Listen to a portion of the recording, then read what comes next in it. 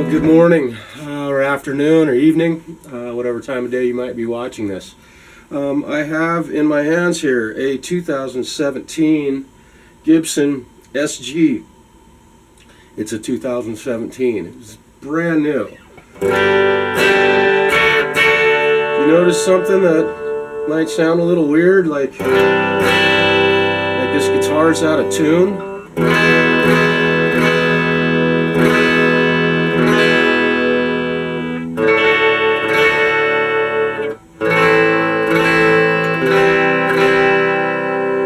Some of the chords sound in tune, and some of them are out of tune. And the guitar's black, and that's cool and all, but it'll fingerprint the moment you start playing it. The owner of this guitar, a gentleman just bought this guitar, a good buddy of mine, got the guitar, played it for about a week and a half, and discovered that the string action was just way too high for him. And he bought this from a company online, and he paid for what they called a professional setup on the guitar. And what I found in just playing the guitar this morning, it is morning where I'm at, what I found with this guitar is that the guitar is completely not intonated. There is no intonation in this guitar.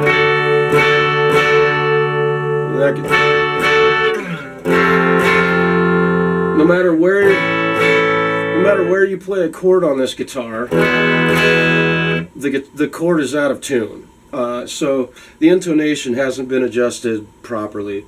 The other thing I found was that Gibson specs call for a 20,000ths of an inch of relief, well, not relief, but a gap at the first fret, between the top of the first fret and the bottom of the low E string and high E string. You could get away with 18,000ths here. But when I put a gauge in here, what I'm seeing, and that's without a capo or anything, you don't fret the guitar, you just put your feeler gauge in here, and that gap is literally, it's got to be 30,000ths or more on this. So the nut height is completely wrong. Either that or the neck angle is wrong. If this was a bolt-on neck, I would probably pull the neck off of this guitar and tilt it backwards. And I can pull back on this neck and see the string action improve immensely. So what I'll do today is check the neck relief to see if this neck is really wowed. I doubt it. I haven't checked the neck relief. Got some work to do on this, and probably going to have to make some adjustments here to the pickup height. These obviously were not set up correctly, not even close. This one is way too close to the strings, and the string action here at the 12th fret, and Gibson, its factory specs, 5/thousandths or 5/64ths of an inch. This is 8, just by my eyeball. I mean, I've only measured 1,000 guitars, or maybe 2,000. So I got to put some work into this thing. It's a brand new guitar, and it absolutely is not in tune. I have this Snark tuner, and I mean, I'm not sure if you can see that, but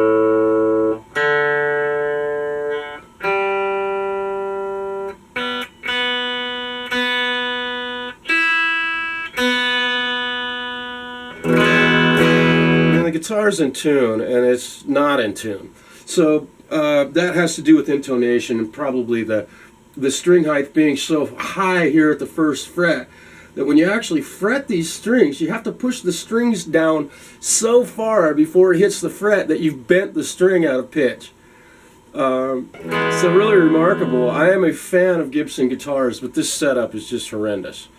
So we're going to make this play great for my buddy, and we'll be right back showing you what we do.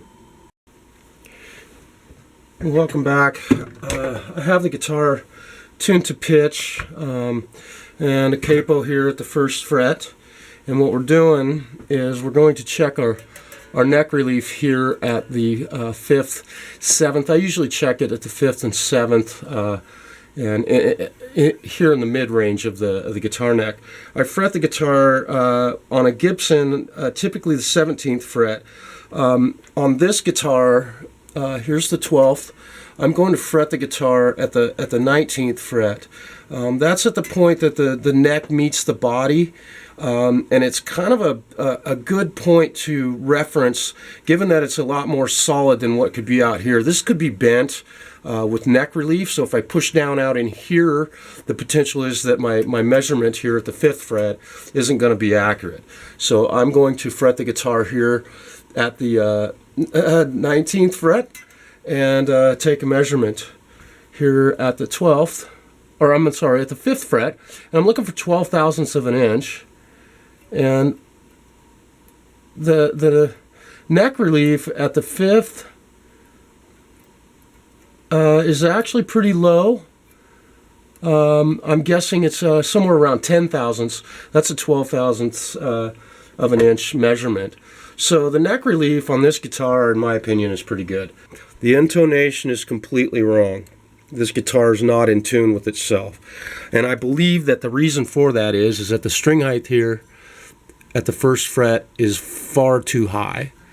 And what that's going to require me to do is file these nut slots down and drop these strings down into the nut. On all of them, I'm going to be taking that slot down about 5 thousandths of an inch or so. So I'm going to get started on that, and I'll be back. And I want to get a shot of the string height here so you have an idea of what I'm talking about.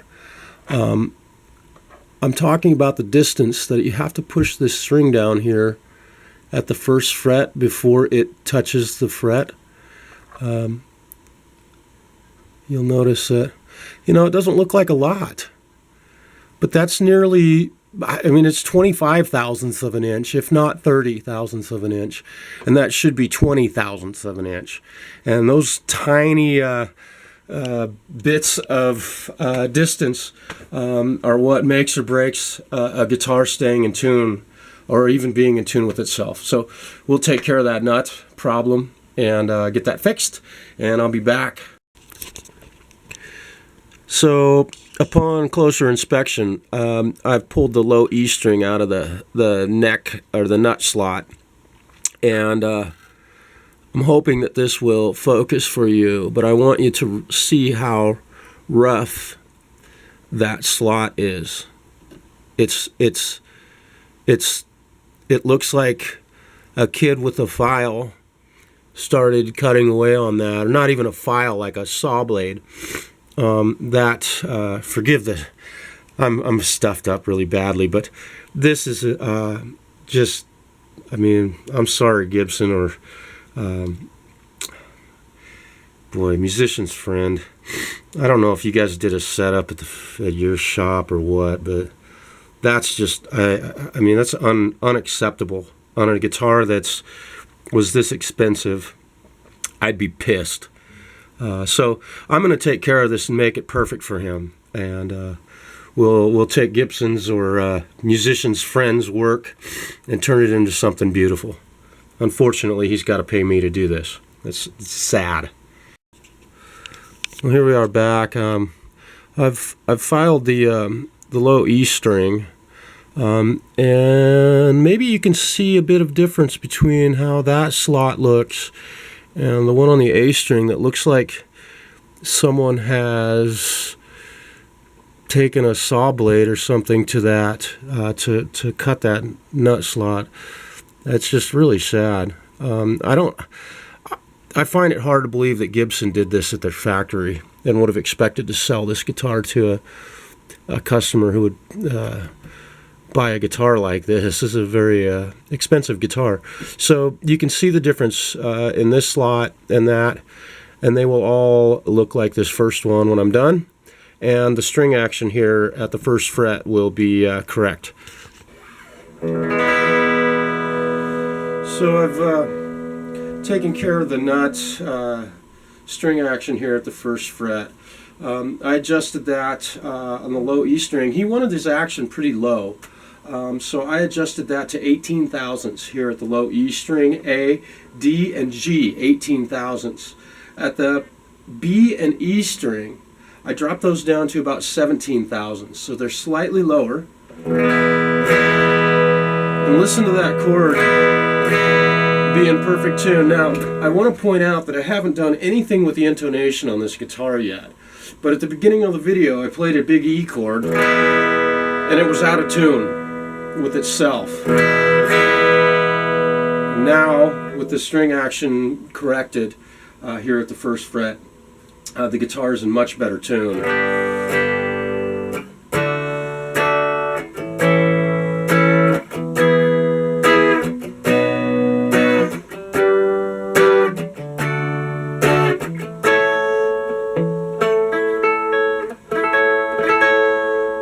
Sounding a little flat,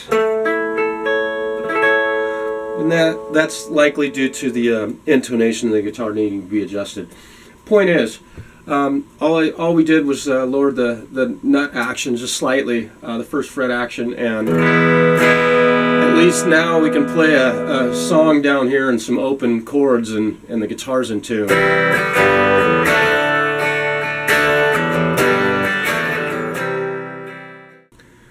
Well, so I got my buddy's guitar done, and he came over and picked it up before I could finish shooting video. He's got a gig tomorrow night, and he's going to play that guitar tomorrow. But redid the nut and put a set of Slinky 10s, Ernie Ball Slinky 10s on the guitar, and it was having a real hard time holding tune. I got that solved with putting the 10s on that guitar. As soon as I put those strings on it, got them tuned up, it was holding tune really well and sounded great. So I'm real confident that that guitar is done. I also oiled the fretboard with some linseed oil, and the guitar is back in its owner's hands, and he seemed very happy. So here's a little shot of him playing his guitar. We'll see you on the next one. Peace.